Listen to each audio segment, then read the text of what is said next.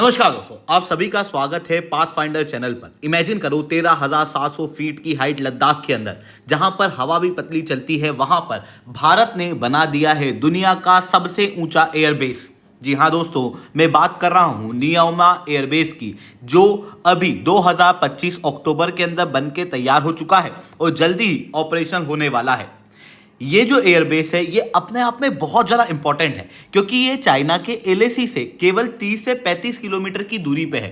साथ में डेमचौक, देपसांग प्लेन, पैंगोंग सो, hot spring reason जो काफ़ी सेंसिटिव है, 2020 के क्लैशेस के अंदर भारत और चाइना के बीच में स्टैंड ऑफ का कारण बने थे, उनके भी ये काफ़ी क्लोज होने के कारण काफ़ी स्ट्रेटेजिक माना जा रहा है। और साथ में ये चर्चाओं में इसलिए भी है क्योंकि ये दुनिया का सबसे ऊंचा एयरबेस है।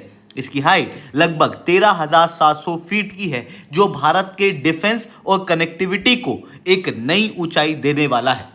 एग्जैक्टली मैं आप लोगों के साथ में चर्चा करूंगा कि ये एयरबेस भारत के लिए क्यों इतना इंपॉर्टेंट है, भारत ने इसको निर्माण करने की क्यों सोची और किस तरीके से इस एयरबेस के अंदर नई सुविधाएं जो है वो लेके आई गई हैं, इंक्लूडिंग आर्टिफिशियल इंटेलिजेंस, जिसकी वजह से सेंसर टू एक्शन यहां पर इंटीग्रेशन होने वाला है। कैसे सब कुछ होगा इसे मैं शुभेंदु चौहान डिटेल में आप लोगों के साथ में चर्चा करूंगा, बट उसके पहले आप लोग मेरे साथ में SRC10 टेलीग्राम ग्रुप के ऊपर जुड़ सकते हो। मेरे क्लास की अपडेट, पीपीटी, पीडीएफ सब कुछ आपको यहाँ पे मिल जाएगी। यूपीएससी सीएससी की तैयारी करना है, इंडिया के टॉप एजुकेटर्स से ऑफलाइन क्लासेस के अंदर पढ़ना है, तो आप लोगों के पास में अच्छा मौका है। अनअकैडमी अब केवल ऑनलाइन ही रहा है, अनअकैडमी अब ऑफलाइन भी आ चुका है।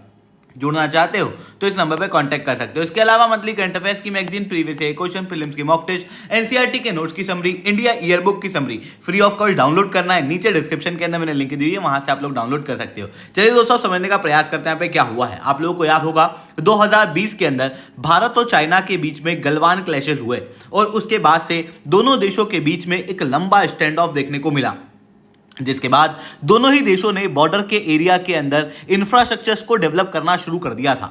भारत ने भी इस रीजन के अंदर टनल, ब्रिज और हाई एल्टीट्यूड एयरफील्ड जैसी कई सारी चीजें डेवलप की हैं। नियोमा भी उन्हीं एयरफील्ड में से एक था, जिसका प्रयोग भारत कर तो रहा था, पर अभी तक ये एक एयरफील्ड था, इसको एक्सपांड करके एयरबेस बनाना जरूरी था। गलवान क्लैशेस के बाद में भारत को लगा कि इस एयरफील्ड को एक एयरबेस बनाया जा सकता है, जिसके बाद में काम जो है वो इस रीजन के अंदर शुरू किया गया। और ये जो काम शुरू हुआ ये अपने आप में एक बहुत बड़ा इंजीनियरिंग मार्वल है, क्योंकि जो हाइट है वो लगभग 13,700 फीट की है। तिब्बत बॉर्डर से कुछ ही दूर होने के कारण यहाँ पर ठंड में तापमान -35 डिग्री सेल्सियस तक गिर जाता है, जिसके कारण से केवल 4 ही महीने मिलते हैं कंस्ट्रक्शन के लिए। ऐसी कंडीशन में काफ़ी मुश्किल था यहाँ पर इस एयरबेस को तैयार कर पाना, बट इंडियन एयरफोर्स और इंजीनियर ने काफ़ी मेहनत और मशक्क़त के बाद में एक 3 किलोमीटर लंबा रनवे के साथ इस एयरबेस को तैयार कर दिया है, जहां पर सुखोई 30 MKI, राफेल और MiG-29 जैसे एयरक्राफ्ट को डिप्लॉय किया जा सकता है। ये अपने आप में और भी ज़्यादा स्ट्रेटेजिक हो जाता है, क्योंकि अगर आप बहुत ध्यान से देखोगे तो नियोमा एयरबेस बॉर्डर से केवल 30 से 35 किलोमीटर की दूरी पे है। ऐसी कंडीशन में चाइना के साथ में कोई भी इमीडिएट डिस्प्यूट होते हैं, इमीडिएट डिप्लॉयमेंट हम लोग कर सकते हैं और इमरजेंसी रिस्पॉन्स भी यहाँ से दिया जा सकता है। साथ में अगर आप बहुत ध्यान से देखोगे तो यहाँ पर आपको नियोमा के ऊपर पैंगोंग सो दिखाई देगा, यहाँ पर आपको हॉट स्प्रिंग दिखाई देगा, और थोड़ा ऊपर जाओगे तो आपको गलवान वैली भी यहीं देखने को मिलेगा। देपसांग प्लेन आपको ऊपर दिखाई देंगे और डेमचौक भी आपको यहीं देखने को मिलेगा। ऐसी कंडीशन में जो नियोमा एयरबेस है ये काफ़ी सेंसिटिव रीजन को कवर करता है, इस कारण से ये और भी ज़्यादा स्ट्रेटेजिक हो जाता है। इतना ही नहीं, आप और ध्यान से अगर यहाँ पर देखोगे तो लद्दाख की सबसे इंपॉर्टेंट लोकेशंस जैसे हानले, लोमा, चुनशुल, ये रीजन जो है वो सिविलियन द्वारा चलाए जाते हैं। यहाँ पर भारी मात्रा में सिविलियंस रहते हैं। ऐसी कंडीशन में उन सिविलियंस को civilian flight, evacuation, emergency supply ये करने में काफ़ी ज़्यादा मदद प्राप्त होगी इसी एयरबेस की मदद से। आने वाले समय में इसी एयरबेस को सिविलियन पर्पस के लिए भी यूज़ करने की वजह से इस एयरबेस को ड्यूअल यूज़ एयरबेस माना जाएगा। तो पूरी तरीके से ये एयरबेस भारत के लिए बहुत ही ज़्यादा स्ट्रेटेजिक है, और इसी स्ट्रेटेजी को और ज़्यादा मजबूत करने के लिए इस एयरबेस के अंदर नए नए सिस्टम जो है वो लगाए गए हैं। For example, Akash prime system को यहाँ पर डिप्लॉय किया गया है। माउंटेन वॉरफेयर स्ट्रेटेजी को और ज़्यादा मजबूत करने के लिए यहाँ पर मॉडर्न रडार यूनिट लगाई गई है।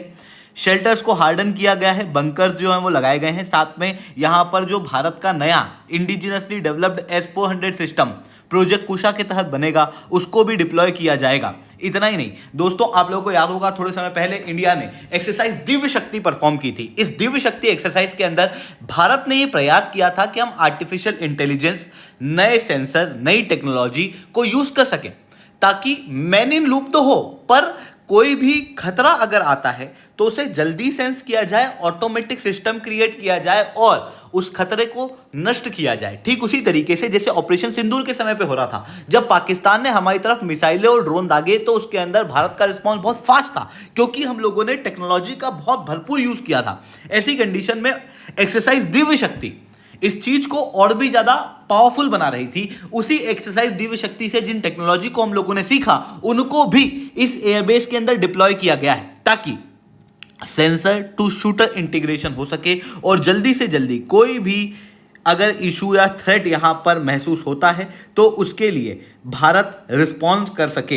इसके लिए ये सारे डेवलपमेंट जो है वो यहां पर किए गए हैं। इतना ही नहीं दोस्तों, अगर आपको थोड़े समय पहले याद होगा तो भारत और चाइना के बीच में एक बहुत बड़ी मीटिंग हुई थी ब्रिक्स के कजान के अंदर, और उस समय पर भारत के प्रधानमंत्री और राष्ट्रपति जी जिनपिंग के बीच में एक अहम बैठक के बीच यह निर्धारित किया गया था कि देमसांग देमचौक के बीच में भी म्यूचुअल पेट्रोलिंग राइट बहाल की जाएंगी।